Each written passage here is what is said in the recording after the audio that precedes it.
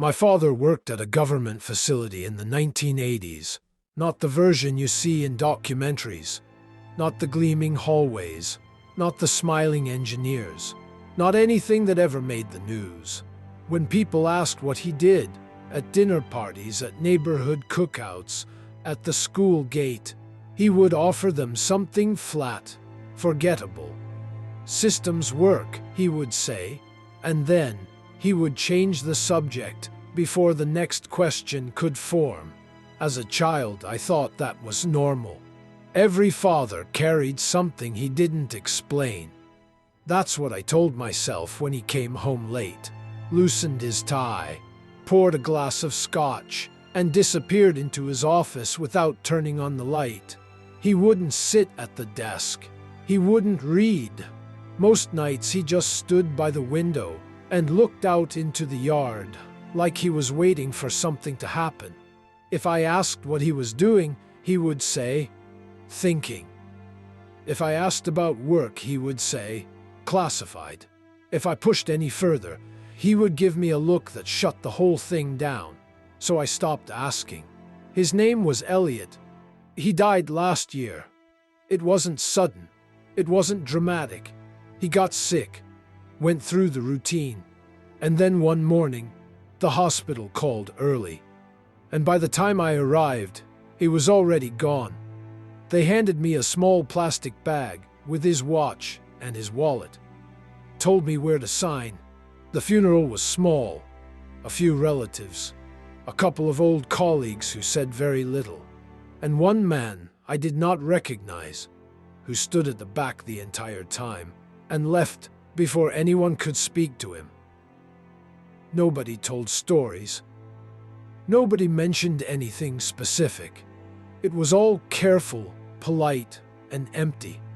A week later, I received a call about a storage unit, just outside of town. One of those long rows of metal doors, with gravel between them and a keypad at the gate. The manager told me Elliot had kept it for years. Always paid on time, never missed a month. Inside, there were boxes, not junk, not clutter. Everything was organized in a way that made it clear he expected someone to come through it, eventually. File cabinets with locks still on them. Notebooks filled with tight, controlled handwriting. A government ID badge sealed in a plastic sleeve. And, at the center of the room, a folding table with a single cardboard box placed on top like it had been left there on purpose. The box wasn't labeled, it wasn't taped shut. When I lifted the lid, there was almost nothing inside. Just a thin folder, plain, no markings, no date, no signature. I sat down in the metal chair he'd left there and opened it. Inside was a single sheet of paper, typed, clean, no letterhead. At the top, facility conduct notes. Internal below that, a list. 6 entries, short, direct. They looked like something you'd hand to a new employee on their first day. But sitting there in that storage unit, it became very clear. These were not normal rules. Rule 1. Never talk about Roswell. The first time I heard that word, I was 12, watching a late-night special. Grainy footage, dramatic music. Then Elliot walked in. He didn't ask what I was watching. He didn't raise his voice. He just turned the TV off mid-sentence. "You don't talk about Roswell," he said, "unless you're being paid to lie about it." Years later, I mentioned it again. The wrench in his hand stopped. "Roswell is where things went wrong," he said. "Not because of what was found, but because of how many people got involved. Too many eyes, too many hands. It turned into noise. When something like that happens, the first priority isn't understanding it, it's containing it." Rule 2. If you see green slugs in the break room, never use salt. At first it sounded like a joke, until I saw the photos. A normal break room. And on the floor, something moving, thick, wet, green, Slugs. More in the next photo, leaving trails behind them. A report said someone tried to remove them using salt. Immediate reaction observed. The rest was blacked out. Below it, containment protocols initiated. My father had written one line. They are not reacting the way anything here should react. And below that, salt does not neutralize them, it triggers them. The final photo showed one of them. Opened. Not cut. Opened. And whatever was inside moved in a way a slug should not move. Rule 3.